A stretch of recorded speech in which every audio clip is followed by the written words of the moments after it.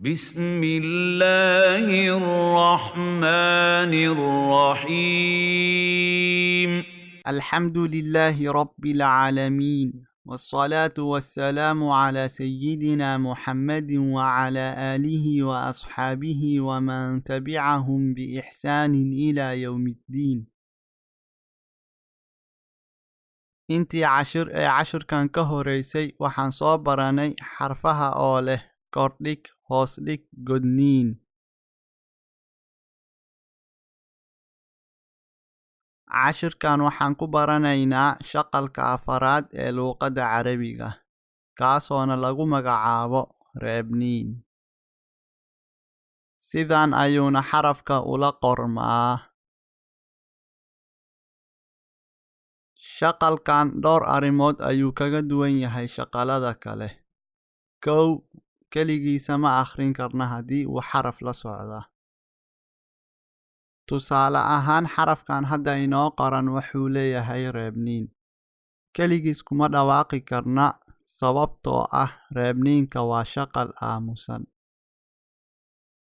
saas darteed wuxuu u baahan yahay inuu ka hormaro xarafkaasoo leh saddexda shaqal ee kale. haddaba aan ka hormarino xaraf leh saddexda shaqal. haddawaan awoodnaa inaan ku dhawaaqno reebniinka sababtoo ah waxaa ka hormaray xaraf leh saddexda shaqal midkood. arrinta labaad uu kaga duwan yahay shaqalkan shaqalada kale waa in uusan ka bilaaban karin kelmadda.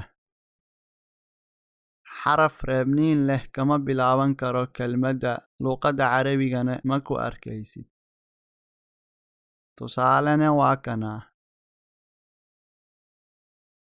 arrinta saddexaad waa in laba xaraf oo reebniin leh aysan iska daba imaan karin. tusaale ahaanna waa kana. haddaan isku dayno inaan tusaalahan hingaadino waxay noqonaysaa soodi kordhigan faa reeban sof. waa inoo saxilaya halkaa, laakiin sof waxa ka dambeeya waa sood reeban.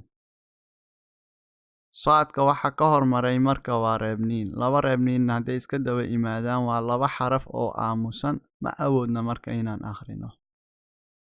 sida reebniinka loo hingaadiyo looguna dhawaaqo waxaan ku baranaynaa cashirkan ku xigta. wassalaamu calaykum waraxmatullaahi wabarakaatuh.